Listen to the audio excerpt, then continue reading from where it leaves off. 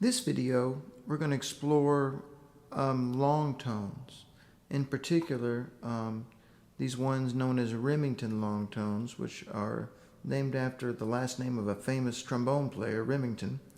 And he developed these to help his trombone students play in good tone, with good tune, and a good sound. And what we want to do is explore all the ways that we can think and work on these so that way we can make the most out of this most fundamental and very common type of band warm-up that you probably do every day or every week. And if you don't, you should start now, okay?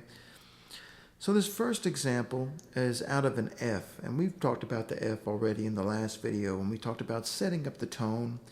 The F is the best note to start on because it's right in the middle of the instrument. So this example will work basically from an F, and we'll go down a half step to E, then back up to the F, F again down to E flat, a whole step, and then F down to D a little more, then F to D flat and back, F to C and back, F to B natural and back, which is a real nasty note, even for a 4-valve tuba, and then open F to open low B flat and back, a lip slur. So let's just play this together and see what happens. Here we go. 1, 2, and ready.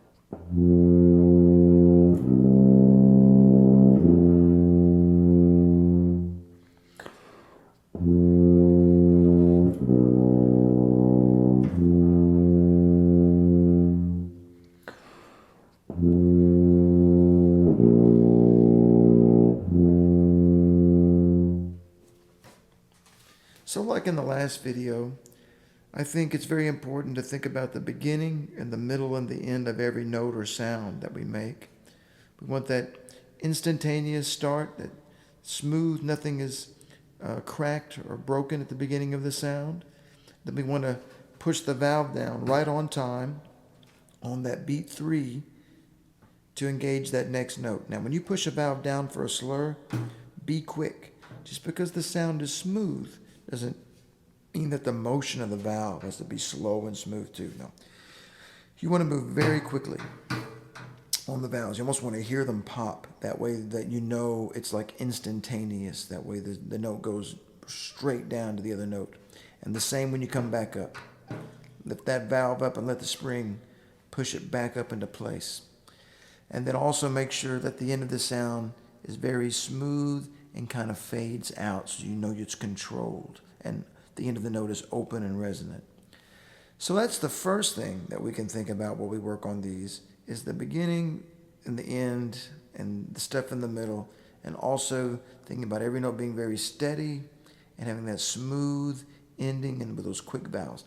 Let's play this example again, thinking about those things. 1 and 2 and ready.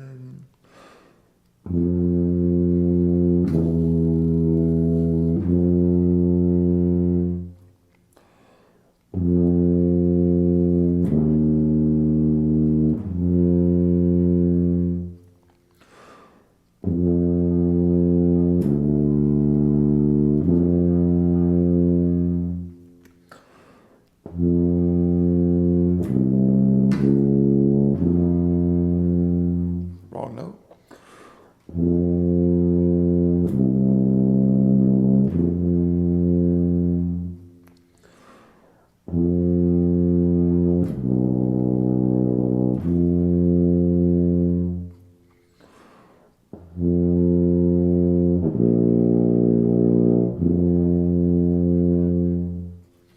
Okay, I discovered 2 things. Number 1, I made a mistake. I played the wrong note. And the reason I did that is I was thinking about 4-valve tuba fingerings, even on my 3-valve tuba.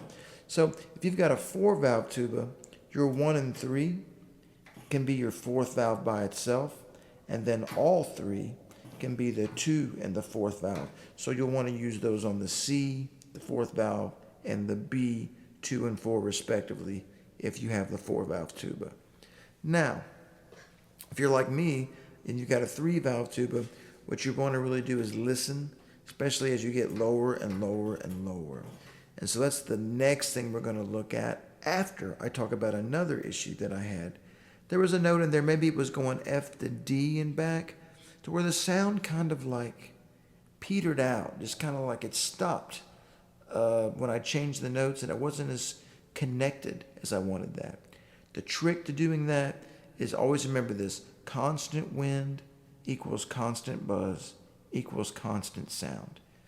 If the wind is constant, the sound has a chance to stay constant. In addition, that moment, I call it the moment of truth, when you push the valve down and it changes the sound. That moment of truth, if you think about putting more wind in between the notes, especially like during slurs, a lot of times that can kind of smooth things out and help those little dirty little sounds that happen when you push valves down and lift them up.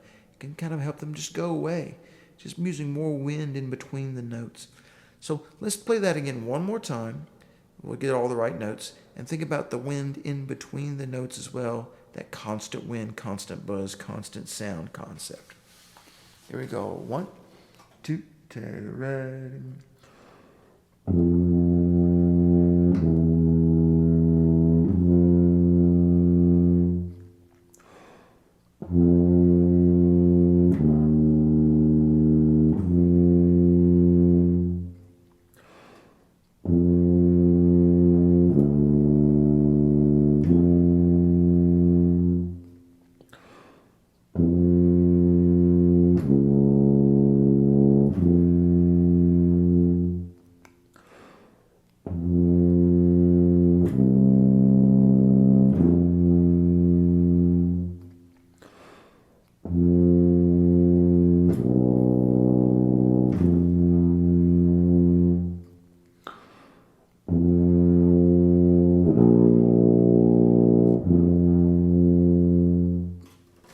The sound was definitely more connected because I was focused on that constant delivery of wind, especially in between the cracks of the notes. That way they're smoothed out and they stay connected. So we've already improved.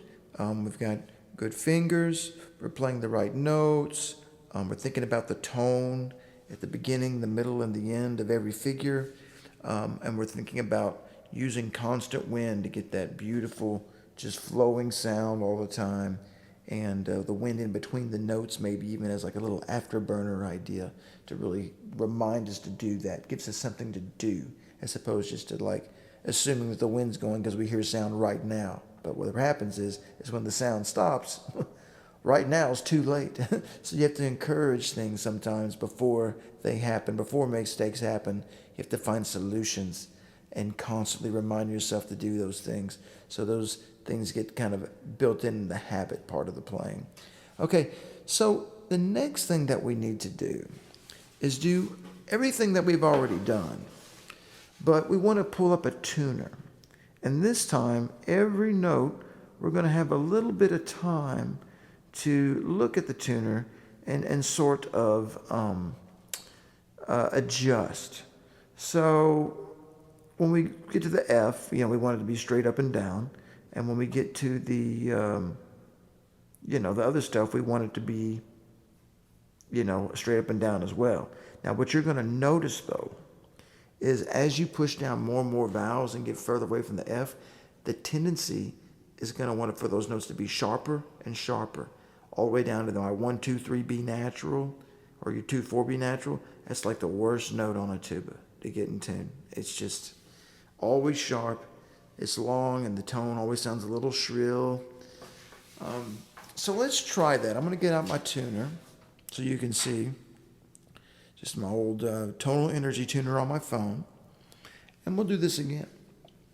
1 and 2 and, let me get the tuba a little more balanced. Here we go. 1 and 2 and ready.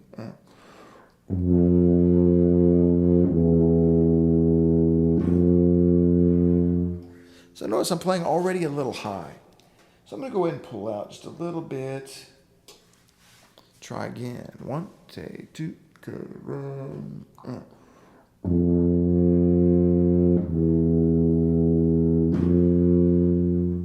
That's pretty acceptable.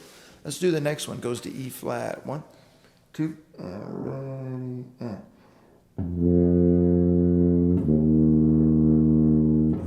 Okay. Do you see the E flat was sharp? So I felt like I did a good job of kind of lipping it down and hearing it first. So what I'm going to do, I'm going to help myself out a little bit and just pull the first valve slide just a teeny weeny bit at first. Let's see if that helps. 1, 2, 3, ready.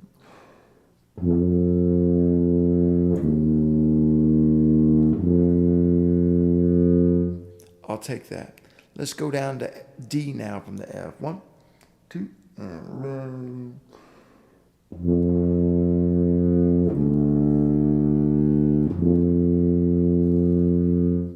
So that note was really kind of sharp at the end there. I had to work too hard, I feel like, to keep that. So another option besides 1 and 2 you can use for 1 and 2 is 3. 1 plus 2 equals 3. Let's give it a shot.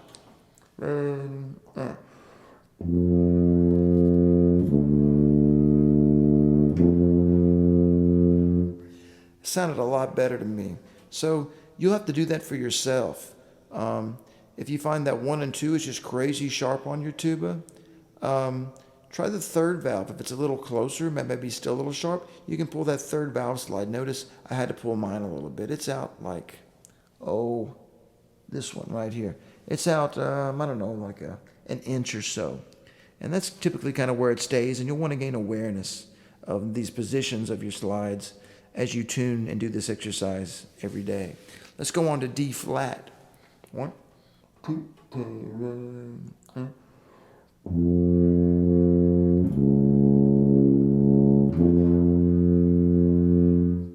So even with the third valve pulled a little bit, I still had to kind of favor that D flat down just a smidge to get it in tune. You saw that as it started sharp and I kind of opened up and bent the note down.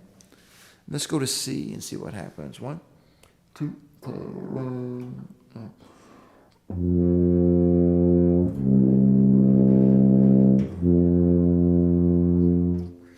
Quite sharp.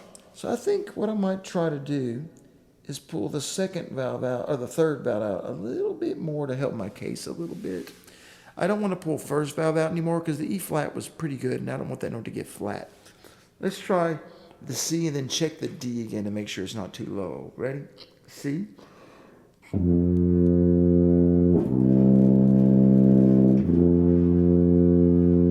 Yeah, I can live with that. Let's check the D, make sure it didn't get too low. Ready?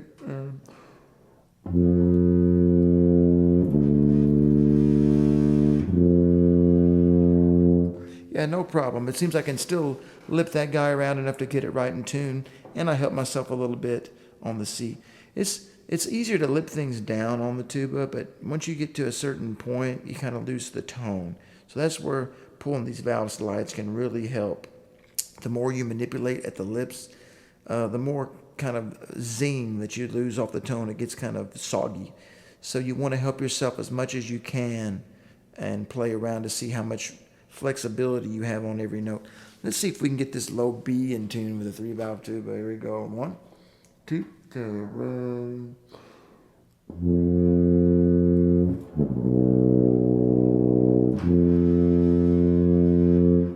Yeah, I really try to lip it down. And I just have no other excuse than then it's just hard to play a low B in tune on a 3-valve tuba. That's why those 4-valve tubas are so nice. You get that 2 and 4, and you can tune your, your 4th valve slide to where it gets the C in tune. And a lot of people that have these tubas that have the valve slides on the top of the tuba, a good one's to find, or the 4th one, the 3rd one, and the 4th one, and you can pull and manipulate those. So like if you wanted a little more room on that B, 2-4, you could pull that slide out a little bit when you play B, and then push it back in when you're done to where it is set for the C. Or, for instance, some people like to play, instead of D with third valve, they just ride the first valve slide, and when they play that D, they pull it out, and then they play something like a G above it on the first line of the staff. They go ahead and push it back in a little bit. And that little bit of manipulation can go a long way building those habits to help you always play in tune. Okay? So the last thing that we need to explore before we leave this exercise and do the rest of them, because they're all the same, they just start on different notes, is we're going to buzz everything that we just did. And what I'm going to do is I'm going to go over here to the piano. I think I've got it set to a like a string sound. And so we're going to find that first initial note. And then we're going to buzz it. And buzz it along with the changing notes. There we go. F to E.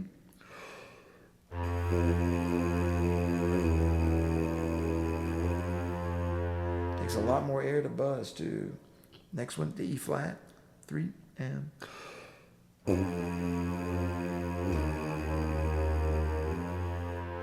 Boy, it'll suck you dry if you don't get enough air. F to D. Ready? And.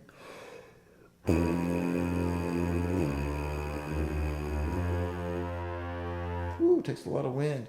F to D flat. 3.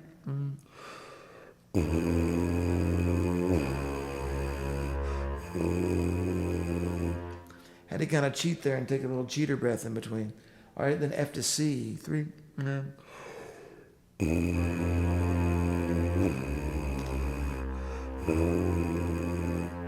And here's where I start to have trouble buzzing just freely with the mouthpiece. Some people are good buzzers down low.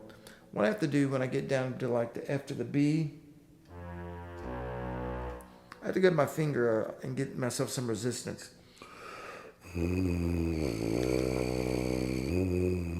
Helps give my wind and reserve too. I can finish it off, and then F to B flat, I'll do the same thing.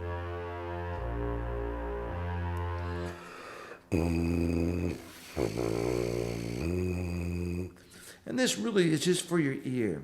You want to be able to hear these intervals. Another good exercise that can help you prepare to practice this deeply is to sing these notes. Just like on like a la, la. Just get these notes in your ear. It can really help. So with that, let's play it one more time. Let's see if I'm a little better. I bet my tuning is better, my tone is better, everything is better. Because I'm connected more to the source of the sound, which is up here in your memory, in your ear. Here we go. 1, 2, 3, ready.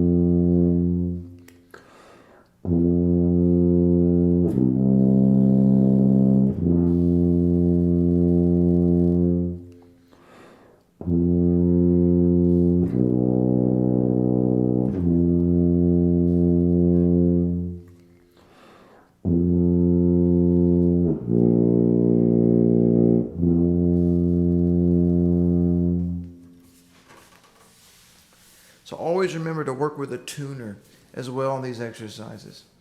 You'll be amazed, even with a band that has a tuning window, what I call a window or a spread, like how close you are from the middle of the pitch center at all times.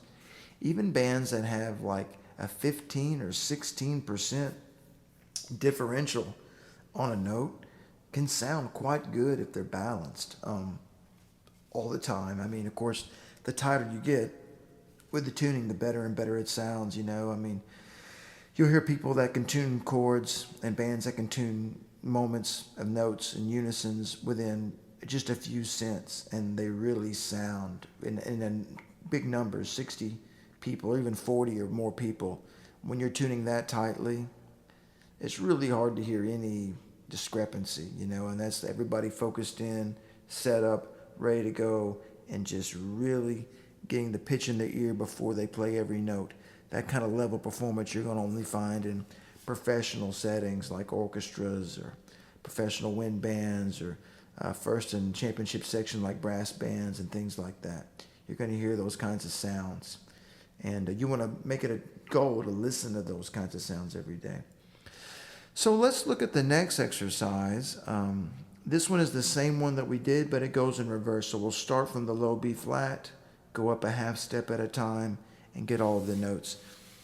As we go up, it's especially important to think about the wind being constant and the blow the more wind between the notes. That'll help keep things steady and smooth. Here we go. 1, 2, 3, ready.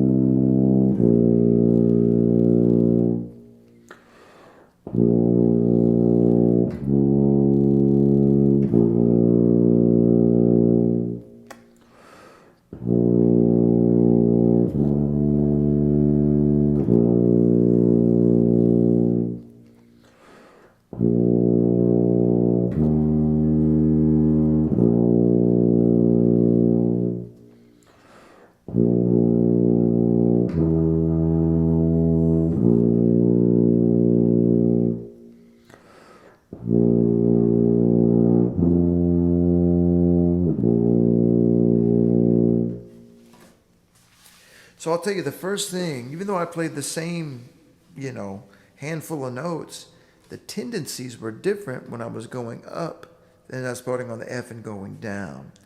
And what you want to do is make note of those differences. Like for instance, when I went to the B natural 1, 2, and 3, it was actually pretty close to being in tune, and I was shocked. I think it's because I started closer to that vibration of that note, and so I didn't have to adjust as much because I'm just moving up from B flat up to B natural. And I went to the C, was actually a little low. It was a little high when I went down to it a while ago. So, the lips kind of have this elasticity. And when you're moving down, sometimes you have to really adjust and open up. And when you're moving up, you don't have to move so far. Or as you get further away, like when I got to my E flats and my E's from the low B flat going up, those were a little soggy, a little low. And I had to kind of tighten up a little bit my lips and get them raised in the pitch.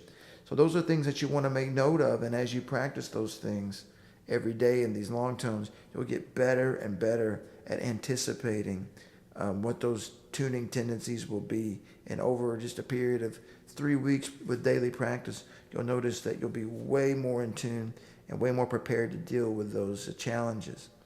All right, the next exercise starts at a low B flat, and it moves down like we did originally with the F on the first exercise. Let's give it a shot, and then we're going to try this one in a different exercise and a way to make it better. Here we go. 1, 2, 3, ready.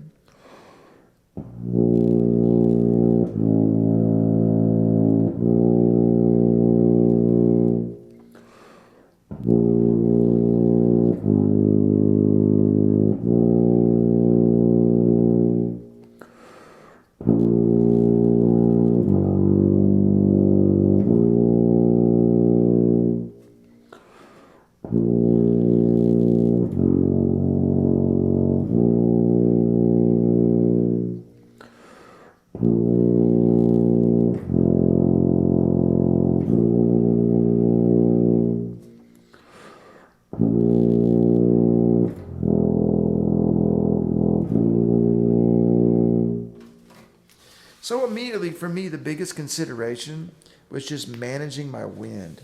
And the first thing I want to do when that's a consideration is make sure that I have enough wind. So what I'm going to do is I'm going to do this with the breathing tube. Once again, this is just a piece of plumbing coupling that's a 1/2 inch big. And you get any bigger, it's too hard to use. So stick to 1/2 inch, or even if you can find a flexible piece that's made out of some kind of flex material, it's even more comfortable to work with. So let's get that yawn breath sensation and fill up. And what we'll do is we'll breathe in for 2 counts, then out for 6, then a half rest in for 2. So that way it feels just like the long tone exercise. Here we go. 1, 2, 3.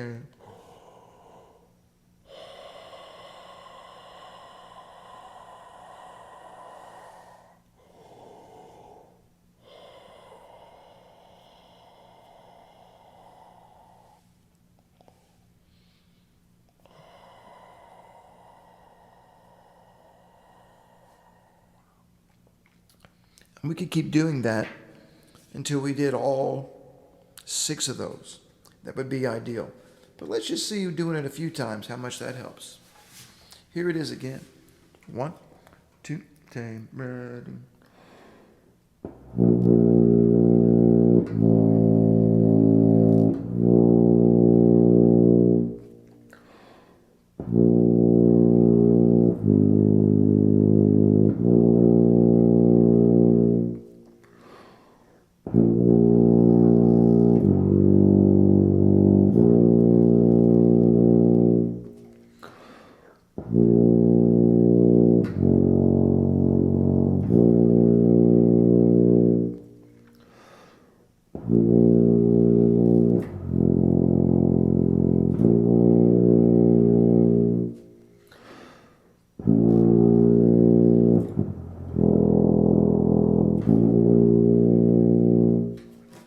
So if just a few issues, but overall, I felt like I had way more wind to manage and play. I don't feel like I played any faster or cheated it that way. I just felt like I had more wind and I was more aware of being sure to get a full breath. And so that really helped out. Now let's move on to this next one. So this next one is the same thing we did, up an octave, but it doesn't go down as far. We're just going to go down to the open F and back up. Here's this next one. 1, 2, 3.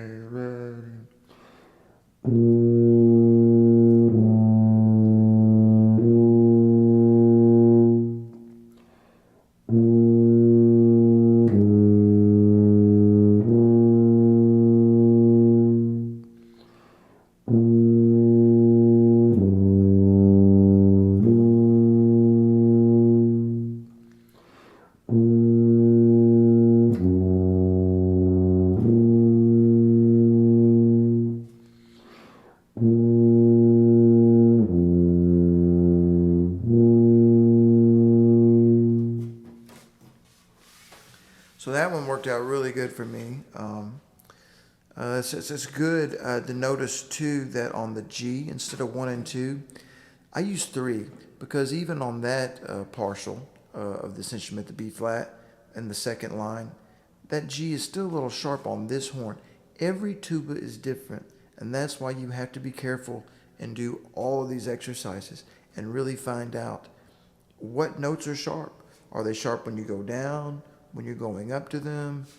You have to really be aware and know these things. One thing that can help speed this process up is to start singing. Start just singing in the car with songs that you already know. Start taking lessons if you want to get real serious. Buy a piano or a guitar. Learn that, something that's a vehicle that you can use to strum chords and sing songs. Sing along to everything that you can find. That will really develop the source, the ear, the memory of the pitches and the intervals. And that will transfer to your tuba playing.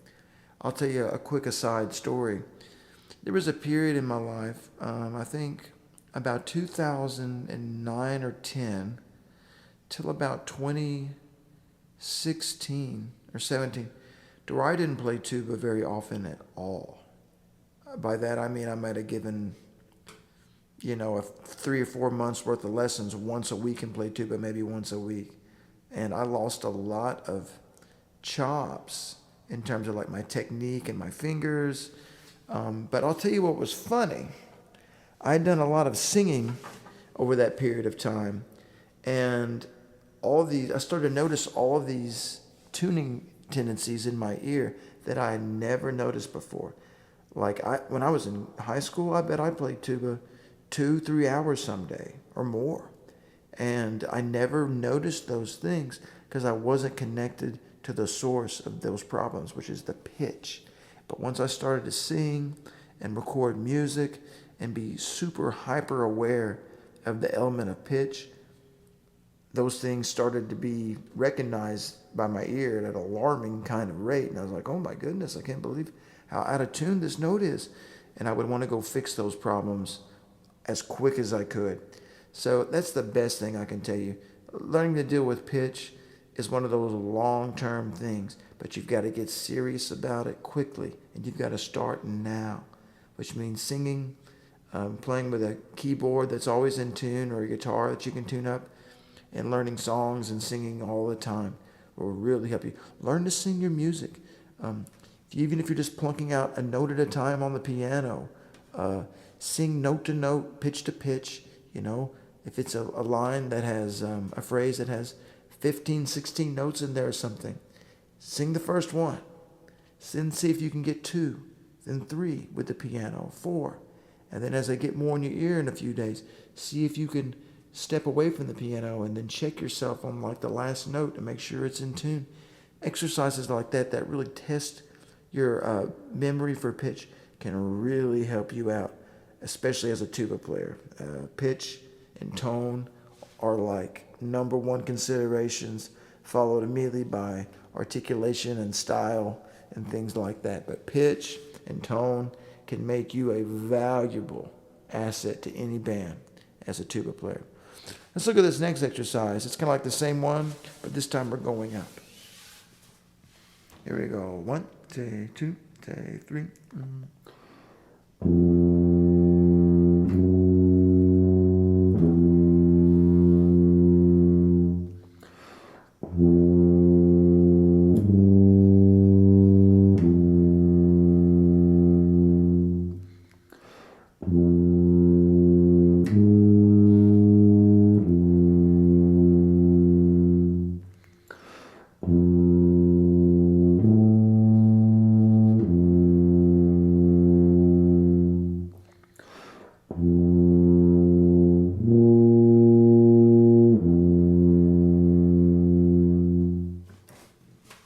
Yeah, and as the further you get away from those notes, as you ascend further and further, wind between the notes, more wind between the notes, constant wind, it's going to help you out. It's going to train your lips to eventually find that good, smooth transition between the notes and to be completely connected. Trust the wind, though. It's always got to be on. Now, let's do these last two. So, each open note on the tuba has a designation of what's called partials. The lowest partial on the tuba is the first partial, and that's this note that we haven't played yet called the pedal B flat. Sounds like this.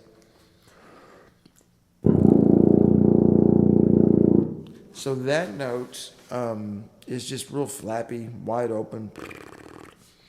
Now the second highest note that we can get is actually something called a false tone. It sounds like an E flat, that may be a little lower. Actually, that note. It's more like a D. This tuba is maybe a little leaky, a little old. And then that doesn't count as a partial. That's a false tone. That's easy to remember. It doesn't count. Now the second partial, which is twice as much as 1, is that low B flat. Notice it's an octave above the first partial. That pedal B flat, okay? That makes sense because the numbers are doubles of each other. Interesting. So the third partial, you guess it, is that next note, the F. The fourth partial is a B flat, that second line B flat. And that makes sense because it's twice as much as the pedal B flat, which was 1, 2, then 4. See how they're multiples of each other. All twice as much vibration in terms of hertz, which is vibrations per second. And then you have the fifth partial, which is an open D, which is right in the middle line.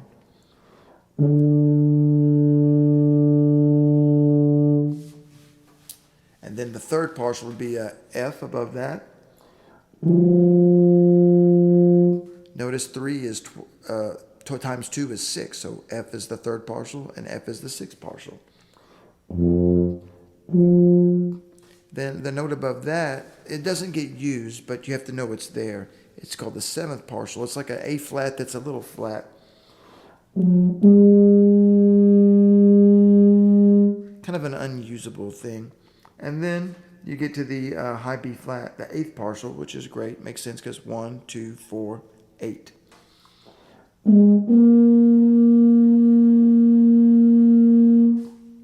And so that's kind of like the characteristic range of the tuba that you want to establish and get to as soon as you can. So this fifth partial can typically be flat on some instruments. So you have to have a couple strategies for this one. The first strategy is you can just lip it up a little bit. And you may not have to lip it up. Where most people go wrong, the reason most people don't have a good fifth partial on that middle line D is because they have to pull out their tuning slide to get the other notes so much in tune because they have too much pressure.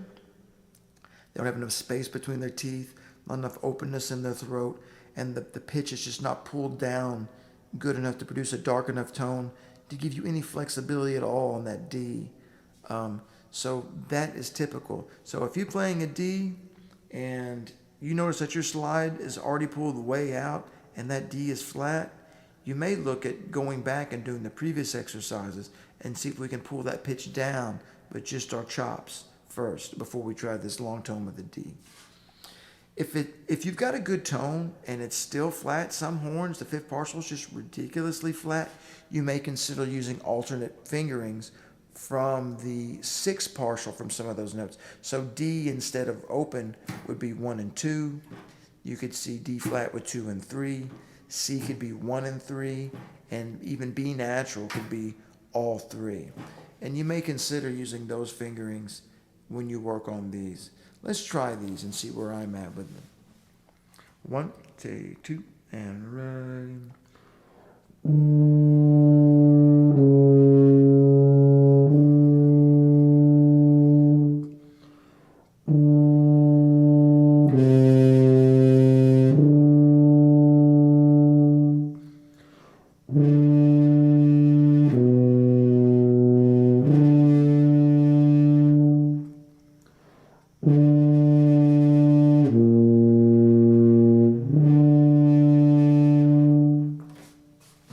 So I'm in a good enough spot to where I can just lip up that D and those other notes just enough. And I'm not putting any pressure. I'm just kind of moving my aperture of my embouchure just a little closer together to move the pitch up. I'm not pressing or doing anything silly. I'm just trying to hear the note a little higher and watching the tuner. And you get a feel for this, and eventually it doesn't matter because you can hear it in your ear and just go for it. Now, let's do that exercise, starting on the second line B flat and going up to the D. Here we go. 1, 2, 2,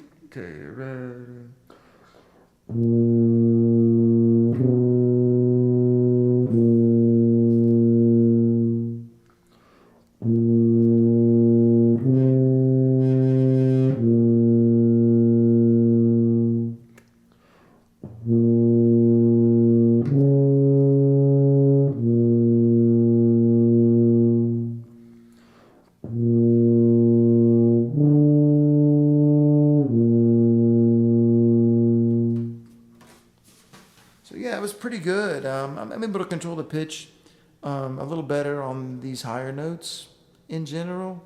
I feel like my best instrument is actually the E flat tuba, which is a little smaller than the B flat tuba.